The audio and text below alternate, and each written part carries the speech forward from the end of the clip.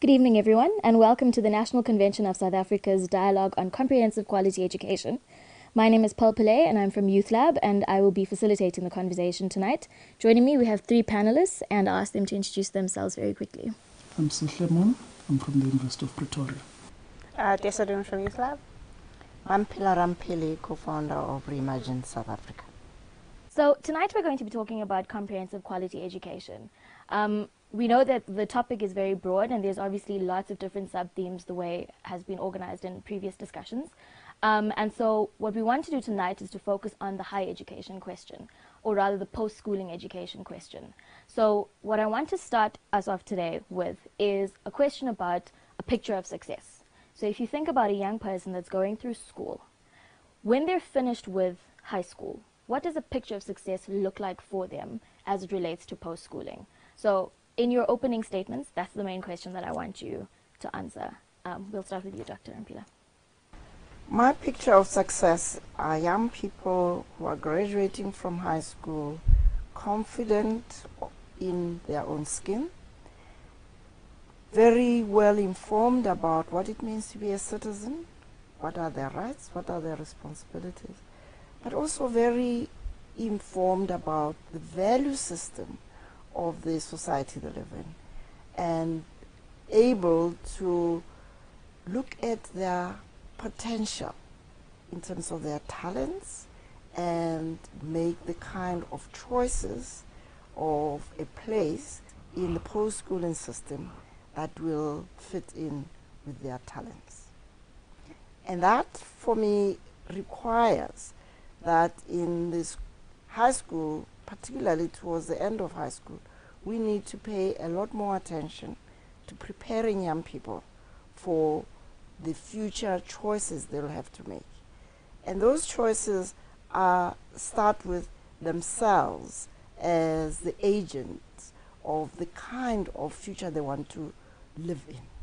And to do that, they need to be able to imagine and reimagine a future that will be different from the future that they're living in now. And I believe that our school system needs to be supported in that particular task, because the choices that young people make in terms of post-schooling are important choices that make for success or failure. Great, thank you. Tessa? Maybe I'll answer that question in two ways, and one will piggyback off Dr. Rampila's first comments. The idea that people have pathways and different pathways they can pursue is the first part of a picture of success for me. Right now, young people's ability to think about their future is limited by very few options. And so even if you have great talents and you have things that appeal to you, there are very few occupations in South Africa that really have a clear path to using your talents and your skills rather than pushing you in a particular direction.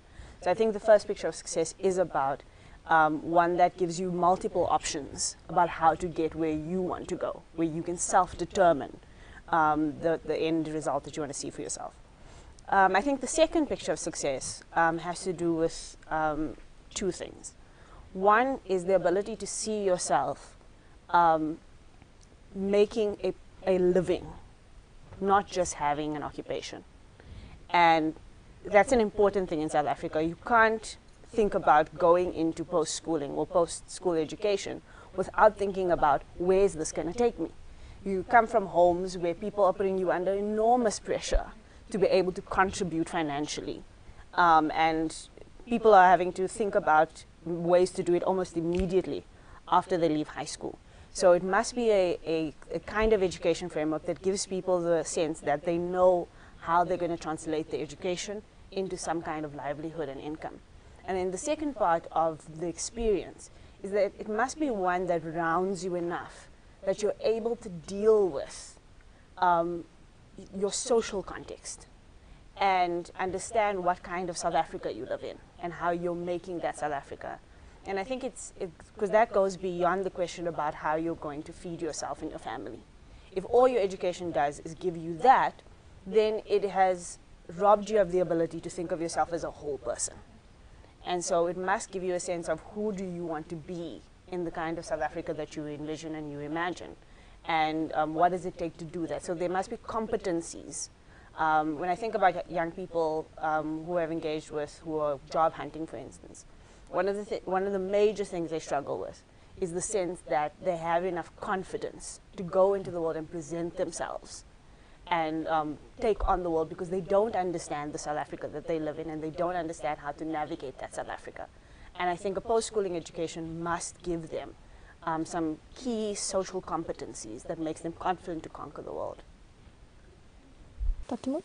Well, in the first instance, I would like to see a situation where as many of the young people who started together in grade 1 graduate together, all right? And that we deal with the high dropout rate in our system. And obviously, after matriculation, we expect that the young person is confident, is competent, and has the skills and the resources to navigate the society that they're going into. But the way to do that doesn't start in high school, interestingly enough. It starts with a solid and focused and well-resourced ECD system, okay? Because we have now come to realize that our problems, or the problems for young people, start much earlier than the basic education level.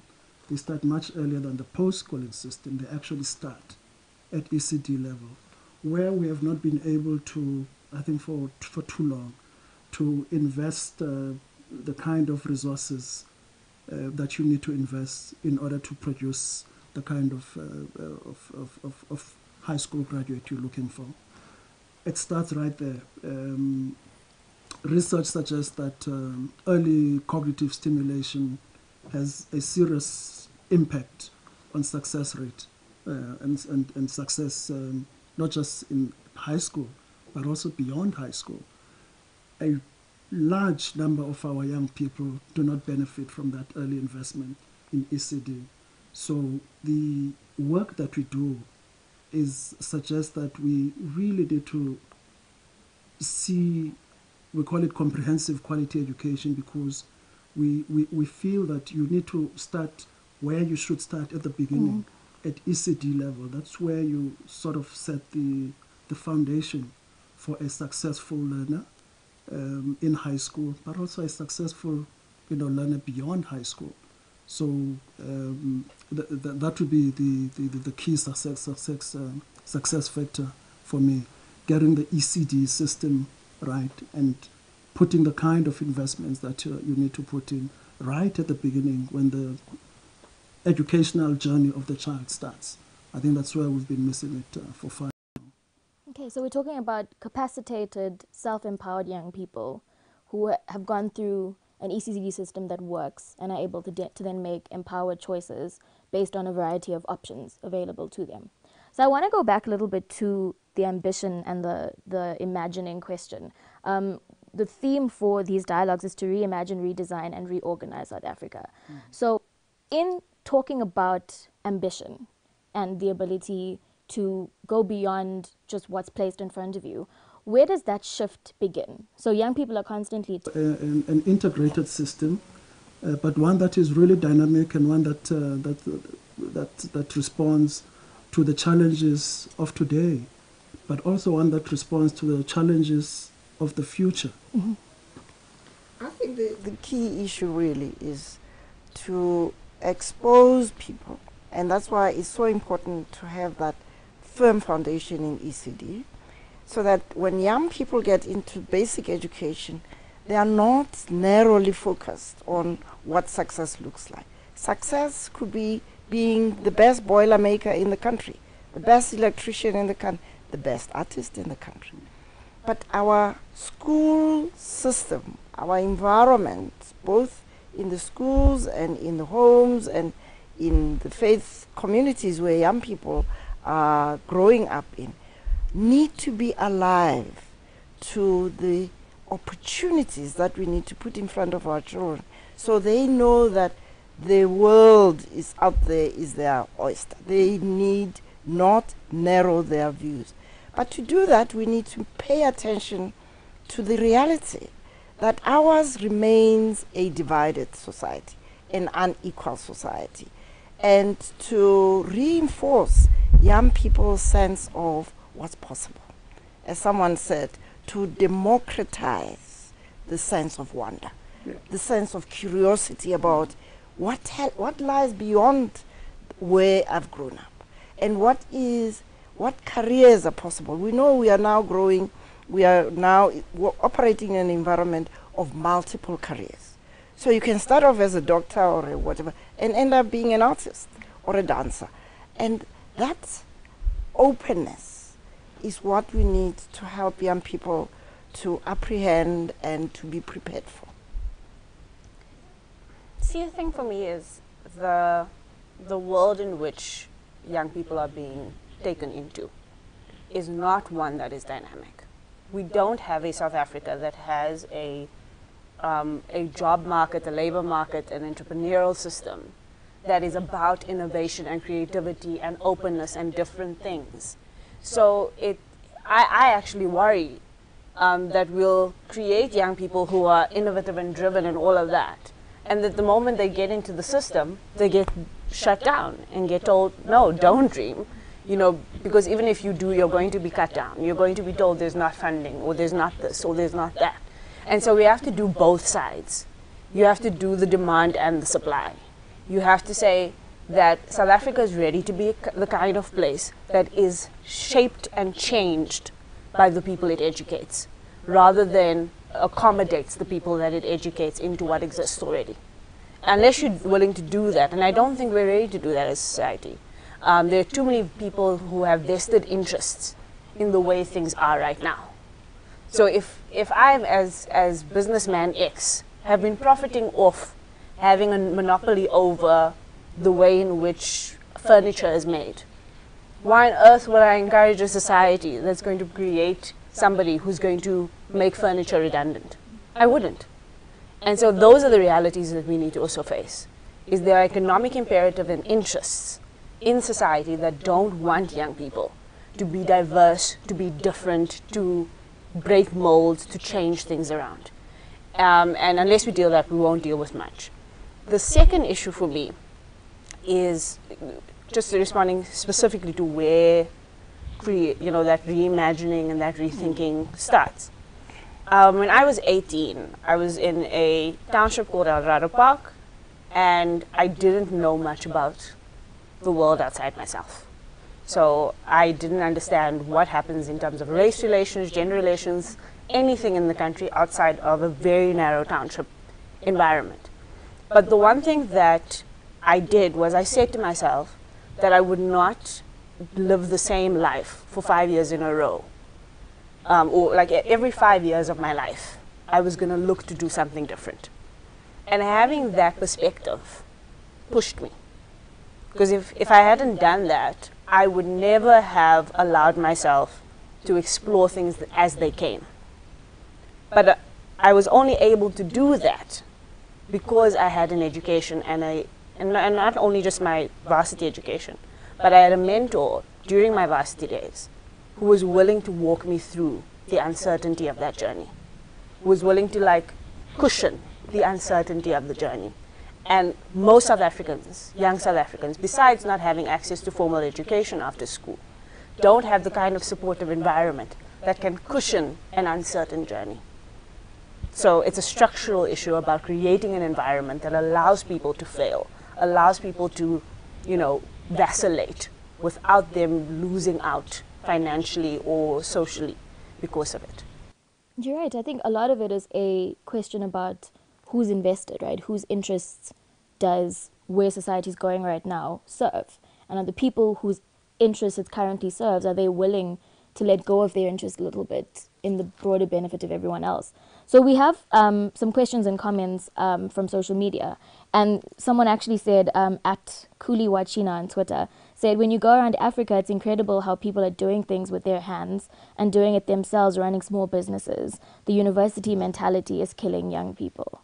Do you agree? Do you think that we're pushing young people into a specific mode of working and mode of thinking? And if so, how do we then break that? So talking about the people who have vested interest in particular markets, how do you bring in buy-in from other people beyond things like BEE? I think that's why this whole conversation is taking place within the context of a national convention process, which is pushing a reimagined, redesigned, and reorganized society, where these issues, which are real, about vested interests, will be addressed. That's why, in addition to looking at comprehensive education, we're looking at a reimagined economy, a reimagined way in which citizens assert themselves as the anchors of democracy.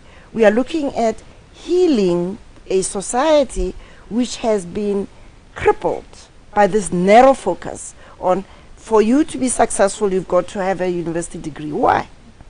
The rest of the world has known all along that only a few people really benefit from going to university. The majority of people benefit from having very targeted skills development, but what's important is the foundation, which enables you to do what is described, this kind of every 5 years or every 10 years, whatever you decide, this flexible career path.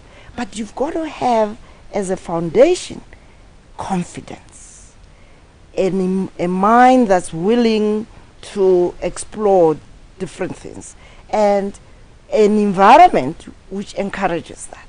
And that is why we need to look at a comprehensive education that is reimagined within a reimagined society.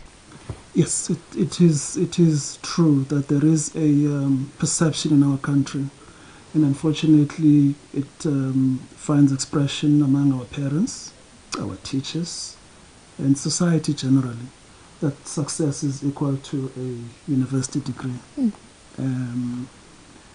In doing so, we lose out on a real possibility of allowing young people to,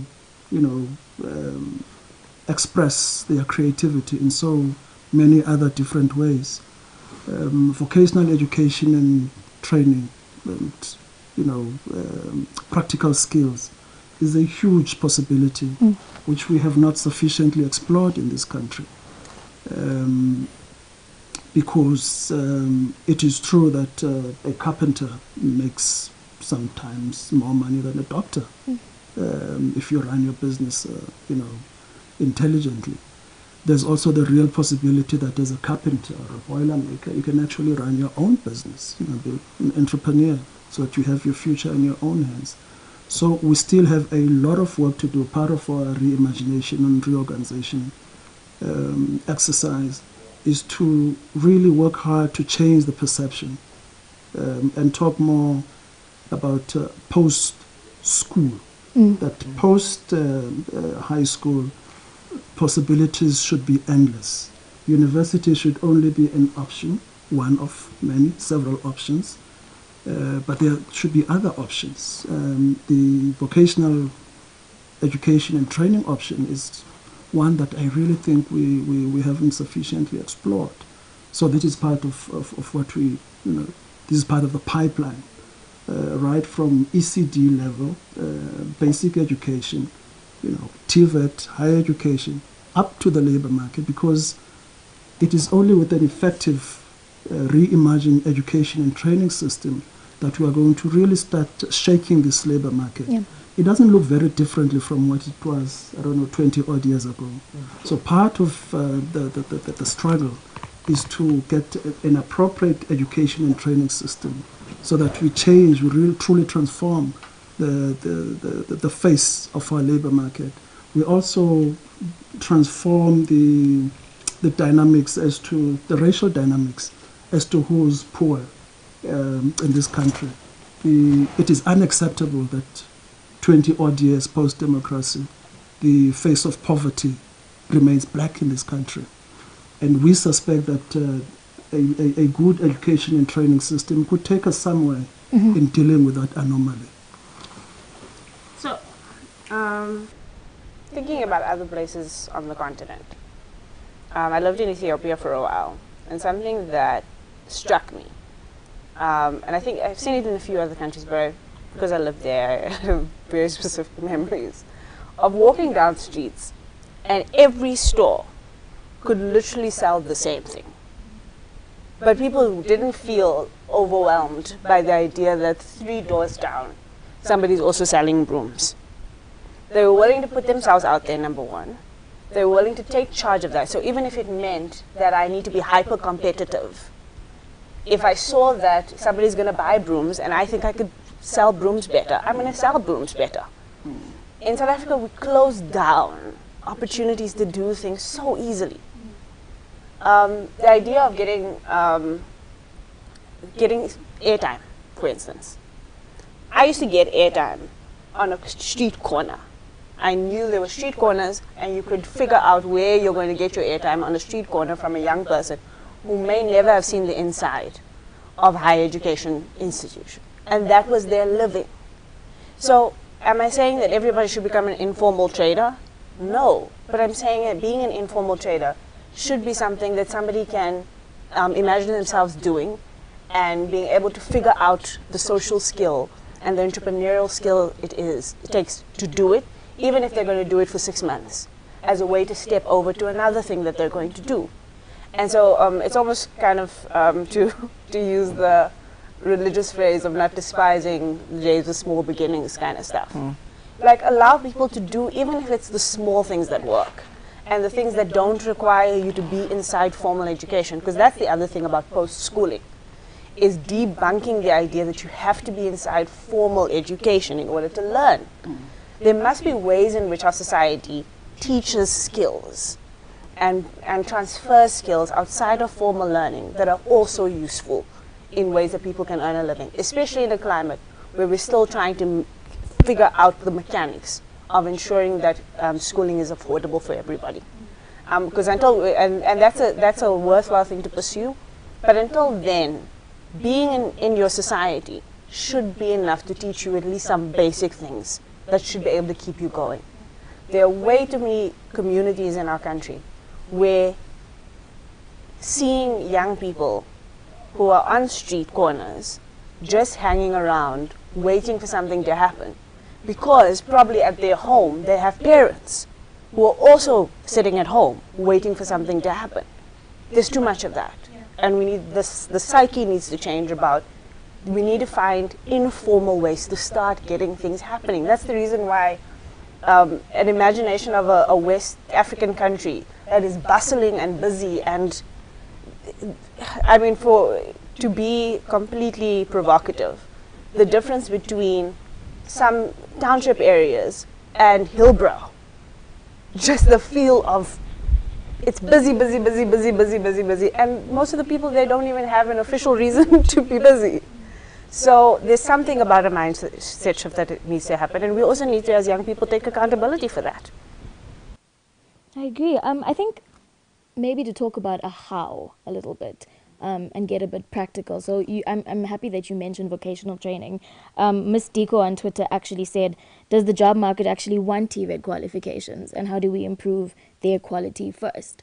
So in reimagining a question about value, right? So we have long said that university is not for everybody, and that university isn't the only way to success. So what are the practical things that we can do to show young people that there are other options that are equally as valuable as a university, but also how do we improve the quality of those options so that they actually become real, sustainable options?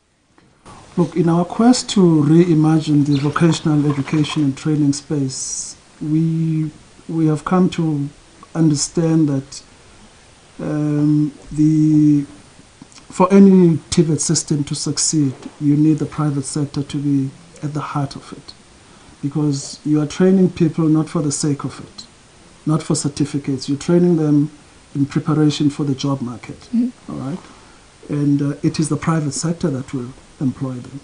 So part of what we're trying to canvass is to get each TVET institution supported by the private sector in terms of the curriculum, in terms of the equipment and the machinery they keep, so that the machinery is updated The labor market is like your iPhone, okay? If you get trained on the iPhone 1 and you get trained, I don't know, for 3 years, by the time you get into the labor market, everybody's using iPhone 8, right? The way to ensure that the machinery in the TVET system is updated and that kids get trained on machinery that is relevant outside in the labor market is to get the business intimately involved in the process. They need to support getting new updated boiler makers. They need to come in and help with the teaching. They must avail their workplaces for students to walk between class and the workplace so that they have the experience. So by the time they come out of these TVETs, they are ready, really practically ready for the workplace. Now, part of the problem we see is that in the past 10 years, we'll probably still continue building lots of TVET colleges all over the place. All right? It's a good thing. It keeps our young people engaged, but it's not sufficient. We have not focused on the quality. We have not focused on the impact of the training. We've not focused on the outcome, okay? So part of the obsession we have in this process, SACC-led process, is to really focus on the quality of the training. We are desperately concerned and working hard to attend to the skills and competences of the lecturers in the TVET, because a TVET is not a school. Okay, it teaches people practical skills. All right, so it is important that the lecturers or the teachers in these TVETs are themselves, people who have been to the workplace, who have actually seen what a boiler maker looks like. So these are the kinds of interventions we're looking at to ensure that TVETs are truly attractive options, alternatives to other possibilities, but also because the private sector is intimately involved in the TVET, they will respect the product and the certificate that comes out of these TVETs. I think there is also an untapped resource, which is the SETA system, which is also dangling in the air. It's not nested within a practical environment where young people can do these learnerships, not in terms of theory, but in terms of practice, of being put into working spaces where they can see what is the difference between an electrician, a plumber, a pavement maker, or whatever. What are the options that they can have access to? A lot of money is going into the SETAs. But what we have tended to do is to focus on the certificates that people come out with. Instead of certificates, let's focus on the skills. Let's focus on the sense of completeness that young people will feel coming out of a space where they have learned something and they can implement that. And it need not be, as has been said before, in all of the time in a formal sense. You can start your own business, or you can work with somebody else who's bringing different skills, and the two of you can actually do amazing work.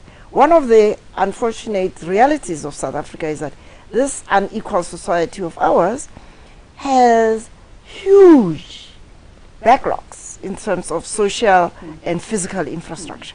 And yet we've got unemployment. It really is a tragedy of missed opportunities. Because if you put together the need to upscale our infrastructure, both urban and rural, with the need for young people to get on-the-job training and practical skills that will help make our country ready to be that inclusive, creative, and prosperous democracy. We need to put these things together. And that's very practical, and we talk about doing it. And let's hope that this new focus on dealing with the issue of land restitution will not just be about ticking boxes, but it will be about how do we make urban land, rural land, productive and a firm base for people to have sustainable livelihoods. Yeah, I mean, the TVET question is a hard one. I think, not hard because I think it's problematic, but because the mindset shift has got so many places that needs to happen. Employers need to value TVETs more. Young people need to value TVETs more. The government needs to value the TVET space more in terms of what it can do and what it can produce. My sense about TVETs is that it's really the most underdeveloped part of our system. We just aren't doing enough. And I would add to what's been said by saying that the social sector could benefit from the TVET colleges, probably in a new and innovative way more than any other sector.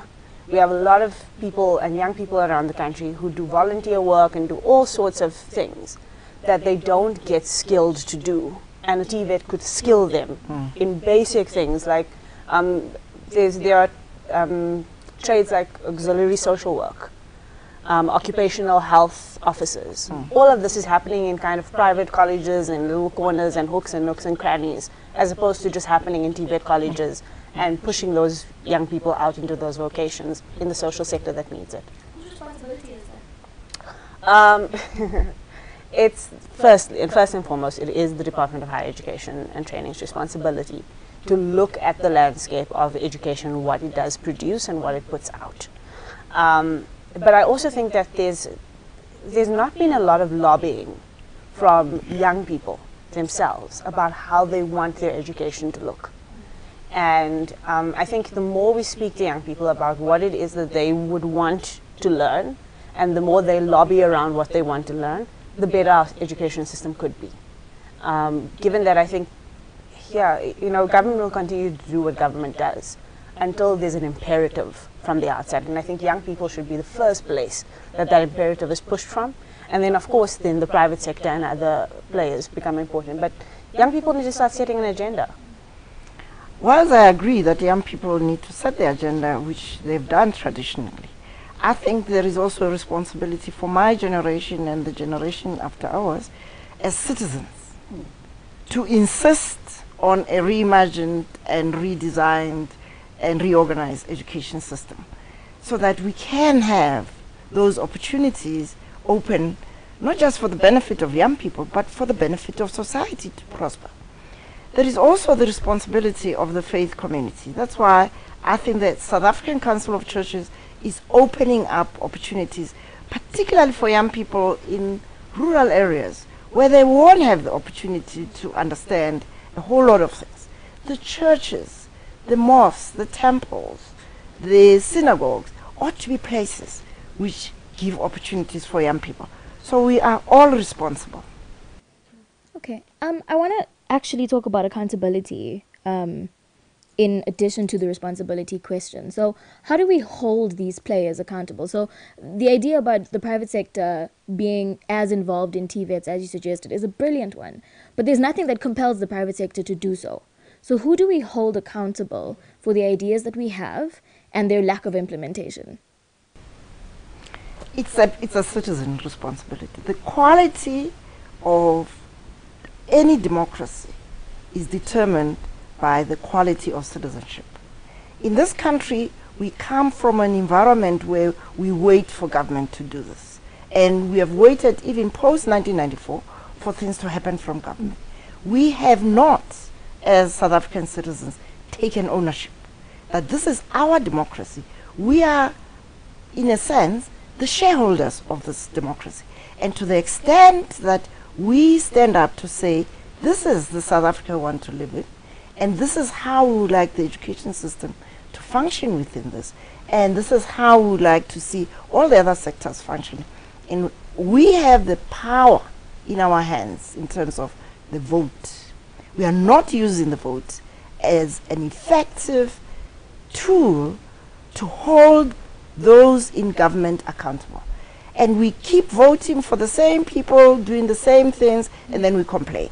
We need, as South African citizens, to assume our responsibility of holding government accountable, as well as the private sector. What's going on in the private sector is also not acceptable. The South African Council of Churches, like everyone else in the country, was shocked by the happenings in our country in the past few years. And in their analysis of what went wrong, they came to the conclusion that we actually let our guard down. We lost our activism, we lost our agency as citizens in the country. So part of the drive behind this initiative is to mobilize as many citizens in the country as possible to help them focus in taking their future into their own hands, and not allow anyone, any political party, any individual to ever again hold the country at ransom, as we have had in the past several years. I mean, none of us voted for corruption. None of us voted for state capture. None of us voted for all these ugly things that have transpired in our country in the past few years. And had we been alert, had we not let our guard down, we would have been able as citizens in the country to stop that, to prevent it from happening in the first place. So the Council of Churches is then saying, never again should that be allowed to happen. Citizens have it within their power to hold government accountable, but also to mobilize the widest range of participants in society to remain alert, to ensure that our country move in the direction that we sought it. We sought the country to move into, in 1994. That direction has been derailed, and it's only the citizens in the country that can bring us back online. So I take the conversation in a slightly different direction in terms of what citizens do, right? We now talk about the fourth industrial revolution and the tech revolution. That did not start with a government initiative.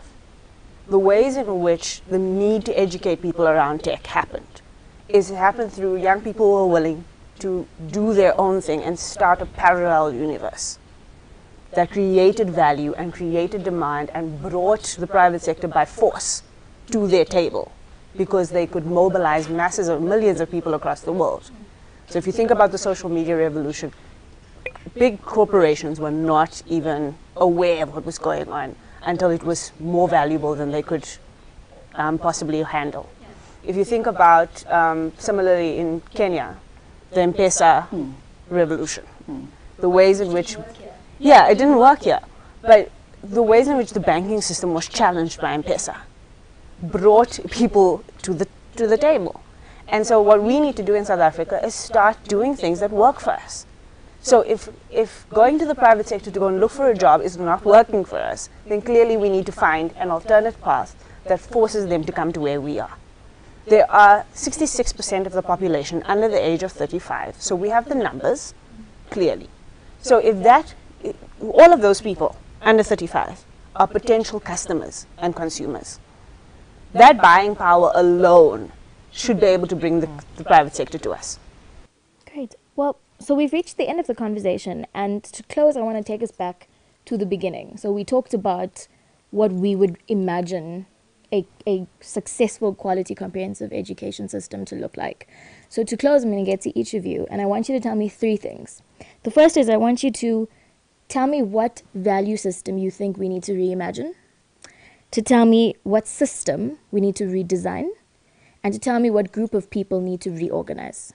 So in keeping with reimagine, redesign, and reorganize, you're going to tell me what value needs to be reimagined, what system must be redesigned, and which group of people needs to reorganize. The value system that we signed up for in 1994 of a human rights, social justice, fair, equal society, that's the value system. Mm-hmm. But we also have the great opportunity, being Africans, with a very deeply embedded Ubuntu, which captures all of what is in the Bill of Rights. So that's the value system we need to be pushing. What needs to be redesigned is the way we attach value. What kind of education system do we want to see? So what needs to be redesigned is the purpose of education. Mm-hmm. And how do we reorganize it? We need to reorganize it starting today. Each one of us has the capacity to reimagine and also to make sure that what happens is against the values and the standards of that value system that we talked about. And that needs to be the homework of each and every one of us.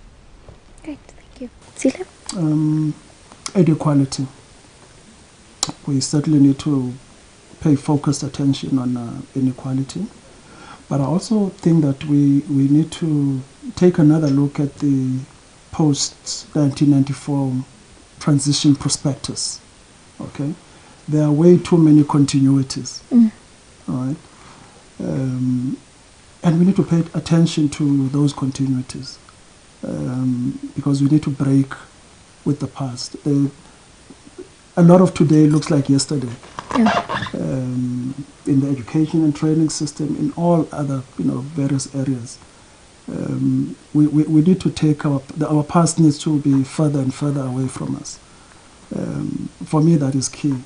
And the education and the quality education and training system that we're talking about is one way of going about that. We need to train and produce a different citizen in the country. The next generation certainly needs to have a completely different experience to what we have had. Thank you. Tessa? So the value that must change is agency. And by that I mean when somebody wakes up in a rural area in South Africa, they should be able to make what they do every day what they want. They mustn't need to look for another version of reality in order to do what they want to do in their lives. So you should be able to wake up, self-determine what you want to do, and do it in the context that you live in. So what system needs to be changed? Pathways. We have to go from single pathways and double pathways to multiple pathways to success. And who should do it? Young people. We have the mass to disrupt. We should use the numbers we have to disrupt systems. Thank you. Thank you for your inputs tonight. I think there's been a lot of food for thought, particularly around, when you think about education system, it's not often that people think about values and empowerment. It's usually about curriculum and fees. So I'm glad that we're able to have a conversation that tries to reimagine how we value an education system, but also what kind of society that education system is supposed to produce. So thank you for your inputs. And thank you for joining us, and we look forward to more conversations.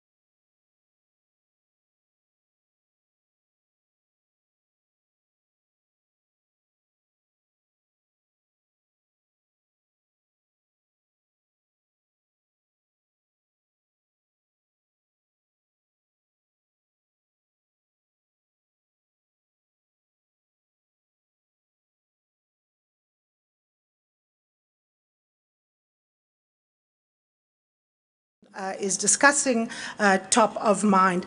It's now my great pleasure to call to the podium our panel discussion and our panelists. We've got Emilia Gandhi. She's from Facebook, Public Policy Manager. Emilia, good morning. Thank you so much for coming up. Can we have a round of applause? Joining Emilia, we are also going to be speaking with Anele Nzimande. She's a lawyer and social activist, social justice advocate. Good morning, Anele.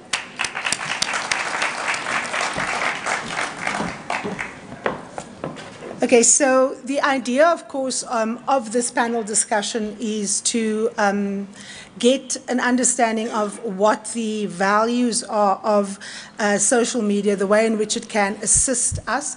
And both of our individuals, of course, have extensive experience. Anele was critical in the Fees Must Fall movement, and we know, of course, how central social media was there, particularly when traditional media had long gone to bed and print deadlines had come and gone, and we could see what was happening in the WITS campuses, we could see what was happening all over in the country, and largely due to the innovation and the way in which the students actually told their own stories on their own phones, became the curators of their stories, telling it from their perspective. And then, of course, Facebook. I mean, what can I say? Maybe just Google in response. It's so huge, it's so enormous. But we've also had examples, of course, of massive abuse. There's issues around privacy, and also just the use of social media in the ways in which politics are actually conducted in these modern times, and also the ways in which people are pushed or nudged towards taking certain positions on issues. I was quite fascinated yesterday when I was watching some coverage on the Zimbabwe election. And for those of you who haven't gotten the latest information, it looks like the National Assembly elections, it looks like ZANU is having a massive lead, but we don't have all the results yet. And for those of you who were in bed after 10 o'clock and missed President Ramaphosa's announcement from the ANC Lekgotla, of course, some very important news there on changes to the Constitution as it pertains to land expropriation without compensation, and then also the mechanisms around jobs. The reason I'm mentioning these things is it was fascinating last night. I had a lot of my colleagues in the print media complaining that we thought the midnight announcements are over. You're not going to have these announcements in the middle of the night. And, what are they now supposed to do? Let's say, like a paper like Soweto, I think their deadline is something like 5 or 7 o'clock, which, of course, in today's 24-hour news world means that they will effectively bring out old news. So it highlights, in fact, the centrality of social media as a weapon to inform, to agitate, to educate, and to, of course, engage with people in conversation. So a lot of the online media and social media, new media platforms benefited from that late night announcement over and above your traditional newspapers, in that they were simply not able to rerun their pages. The trucks had already left, but all the online sites, of course, could do it. And I think that is the age in which we live in. And as a former print journalist, I must say that I haven't yet seen an industry as impacted by technology and innovation as print journalism. I think we still haven't fully understood the consequences of what it means for storytelling. And of course, a lot of it has to do with the fact that the business model for traditional news is dead. But news itself and the need for journalism is probably now more important than ever, because we live in a very divided globe, in an unequal world, in a planet with limited resources. We actually need people's stories to be told. We actually need journalism. We actually need news, context, and information. So social media can, of course, aid and assist in that way. But enough from me. Let me hand over to my panelists. I'm going to ask them both to, put forward their opening statements and ideas. And I'm hoping that we're going to engage in a lively conversation that I will be moderating from here. When you do put up your hand, please just introduce yourself and the organization that you are from so that we can all know who we're talking to. Anele, let's start with you. Will everyone be able to hear me? Are you mic'd up? Yes, I am. Yes, I think we Okay. can. All right, great stuff. All right. Thank you so much. Thank you to everyone inviting me here. Actually, quite overwhelmed by the faces that I see in the audience and that I get to speak to this crowd. So I really appreciate the invitation, and I hope that you can learn something from me. And I hope, obviously, through the question and answer session, that I can also learn from you. So obviously, I was going to make notes. I saw that you have a notebook, but I decided to use my phone because it is about harnessing social media after all. And I think as a fall list, what we found in the beginning of Fees Must Fall was that traditional media was obviously painting the students in a particular way. They're on a rampage, they're undisciplined, there's no strategy to what we're doing, there's no logic to some of the things that we were doing. And I think social media became important then to obviously allow the students to tell their own story, like Karima just touched on right now, and to amplify our voices. And what I liked about, I don't know how long I have to give my opening statements, what I liked about social media as a platform is that it allowed for different voices to be heard. It allowed for wider representation, so you could have Black women, you could have queer people, you could have obviously the Black men, which the traditional media gravitated towards. But I think what social media did is that it gave us an opportunity for so many different kinds of people to be telling the story and the narrative. And whoever you gravitated towards, you could listen to that voice. You could find the voice that speaks best to you, and then listen to the Fees Must Fall story through the person who was telling that narrative. So in terms of just representativity and erasure, I think social media has proved to be really, really effective to make sure that no one is erased in terms of our political and social and economic struggles, that everyone's voice can be heard and amplified, not just within the country, but all over the world. We saw the second point that I want to make, how different struggles can connect through the power of hashtag. So you found students in America using Fees Must Fall also to challenge the systemic inequality and the systemic exclusion on their campuses. So we could share strategies, we could come up with new and innovative ways to talk about some of our issues, not only in South Africa, but also in the diaspora. And I think social media has also been very useful for that, to exchange, across national lines. Okay, thank you, and good morning, everyone. My name is Emila Gandhi, and I'm Head of Public Policy for Facebook, taking care of the Southern African region. Thank you to the South African Council for Churches for inviting Facebook to be part of this conversation. I was not here yesterday, but I saw this meeting trending on the other app that looks like a bed. But I'm hoping today it will trend on the blue app, the big one, the F, hopefully. If I look tired, it's because I'm a Zimbabwean and I was checking results all night. And if you've been checking results, you can confirm with me that there were so many things happening online. Some were not actually true.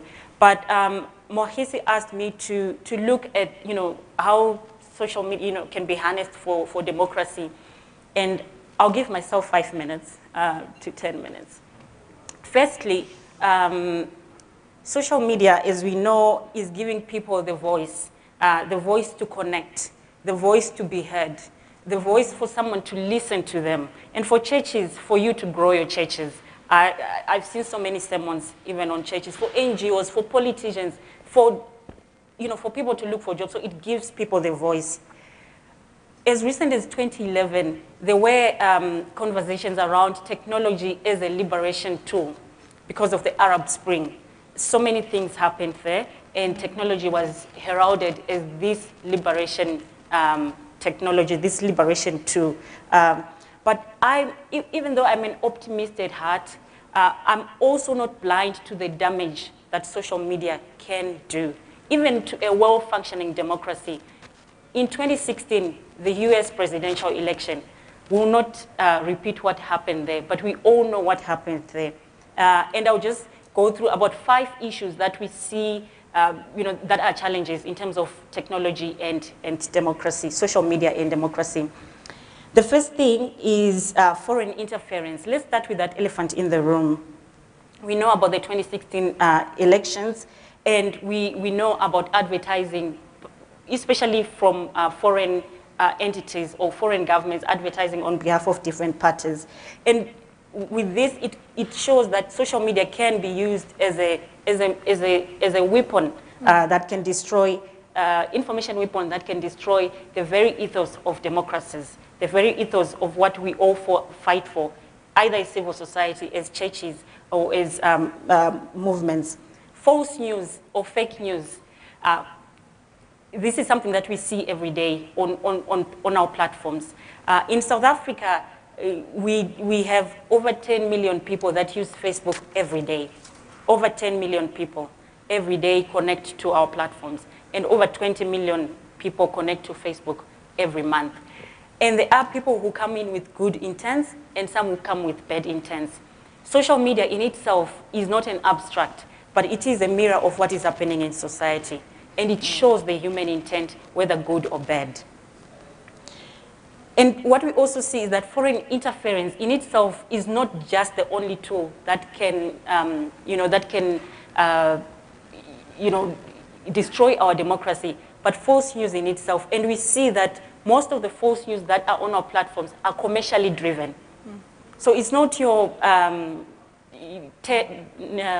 Dick, and Harry just trying to, write things that they feel, I want so-and-so to know. But it's mostly commercially driven, people wanting to make money out of it. And we are doing quite a lot of things to ensure that we fight that. Then another critique or another issue that we normally hear from the discussions is echo chambers. And I'm assuming most of us are on Facebook. And echo chambers, while it's a legitimate issue, the way it's portrayed sometimes, it's so simplistic that we think echo chambers, whoever is on your Facebook page thinks exactly the same way you think. But I think the deeper question here is, how do you react to people who have a different opinion to yourself? How do you do it? I'm not asking how does Facebook do it? How do you do it? Do you block that person? Do you harass them? Do you call them names? Or do you actually go and then start looking for them in the offline world to beat them? So I think it's a conversation I think that we can have here as well. Yeah. Another issue regarding social media and technology and democracy is political harassment. While technology and social media gives us the voice, we see so much political harassment. We see so much harassment either of journalists, of politicians, particularly women politicians, who dare try to raise their voices in these spaces. So there's also a political harassment. But as Facebook, we take safety very, very seriously, and we put in a lot of measures to ensure that people are safe when they use our platform. But it is an issue. You raise your voice, and people want to attack you. Unequal participation. We're talking as if technology or social media is the, is the democracy, or it is the pathway to democracy. It is just a tool, and there is unequal participation. We see not so many people on the platform. Not all languages can, people cannot really express themselves. Access in itself, cost of communication is so high. So if you see yourself, 5 of us on Facebook or WhatsApp or any of our platforms like Instagram, then you think probably the whole of South Africa is online. There is still quite a number of people who are still offline. And participation online means also having access to the connection, having infrastructure to communicate. So there is also an equal participation. And for us, the issue there is that if our politicians or policymakers are going to look at what is just being said on Facebook as a representative of everything that people think, then it might lead to not so good public policy making, because not everyone is on that platform and not everyone has the access. And probably if they have the access, they might feel, I just want to look at cat pictures, not have a conversation. But there are also positives in using our platforms. There are also positives in using social media. Firstly, it's giving the voice. And not just giving voice, but also making sure that people discuss, they can have discussions, and ensuring that citizens can engage with politicians. They do not just wait for the election day to connect with their government. They do it on a daily basis. 87% of governments worldwide are on Facebook, and they listen and they're engaging as well. If there's one thing I think that we can also discuss is the human intent behind connecting and connecting with not just family and friends, but with other organizations, and how best you can use this technology.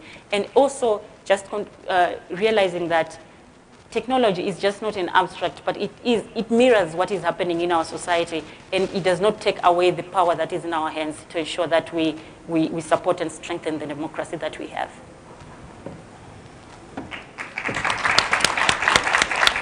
Thank you very much. We are going to be opening, obviously, the conversation to the floor, but I'm going to abuse my power as the chair to begin with the first set of questions. I mean, there's obviously advantages and disadvantages in terms of social media. If you were, Anele, to look at that in the context of Fees Must Fall, did social media advantage or disadvantage you when it came to the core message that the Fees Must Fall campaign was about and representation? I think largely it was an advantage. Social media offered us the opportunity to not only write the story in text form, but you could also take pictures. You could also record videos to demonstrate the extent of the harassment or the extent of the abuse from the police. And I think before the advent of social media, I mean, you would have only been able to submit a piece to the editor for them to publish. And then everyone else has to kind of use their imagination to understand how bad it actually was. So I think in that sense, the core message is Fees Must Fall, but we were also trying to show the brutality of the police and the hard-handedness of the institutions. And I think when it came to that, it was very, very useful and helpful. When it became a problem, I feel is we're not always sure what we should share and what we should withhold.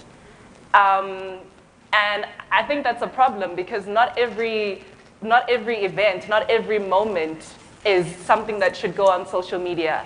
So the disintegration of Fees Must Fall is also owed to social media because there was a lot of ousting of people online, intimidation, and I think just a general lack of trust that we had amongst each other that could have been resolved offline but was taken online.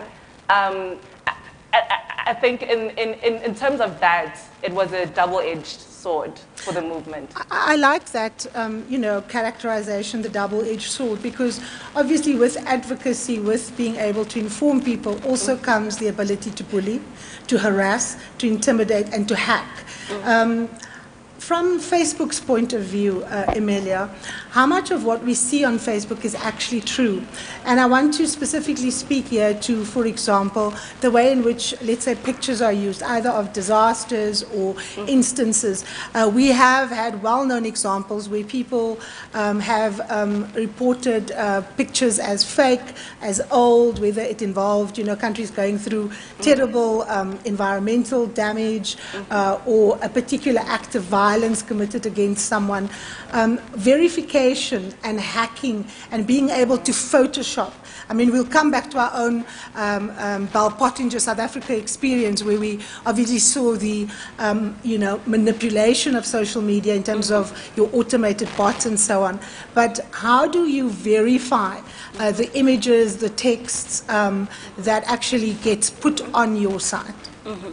So the first thing that I'll say there is that false news in itself is not really a technological problem, but it's a societal problem.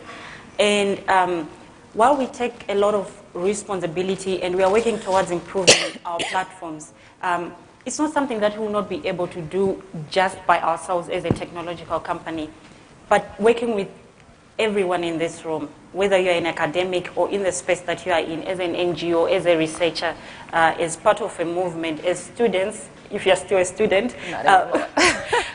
But it's something that we want to work on. But what we've seen also with fake news, and when I say false news, fake news, it can be a photoshopped image or something. Most of the time is it's not authentic or genuine accounts that are behind that. And how you can help, or how you can ensure that you get the right. Firstly, we've made it, one of the suggestions that we have from the people that use our platform is, why can't Facebook decide which is the truth or what is not the truth? But we are not arbiters of truth, first of all. And secondly, I think as an African and as people in this room, I don't think we'd want an American company to be able to tell us this is the truth, this is not the truth. Mm-hmm. So there are so many other contexts and nuances that we can look at. But now, if there's and we have various solutions that we are working towards, either technological, academic, and all that. But one of the things that we have made easier is to report when you see false news on the platform. It's something that you can do in your own profile. But the other thing that we're also doing is working with academics to ensure that they inform the research. What else do we need to do? And also doing digital literacy. Going back to the basics, working with journalists like you, if we can, to ensure that it's also about information literacy and genuine literacy, digital literacy. There's so many things that we get forwarded on, especially on WhatsApp, from different groups. And now you can see whether a message is being forwarded. But there are various forms that we're doing, taking it from a technological point of view and also working with other organizations. Yeah, the other question I wanted to ask before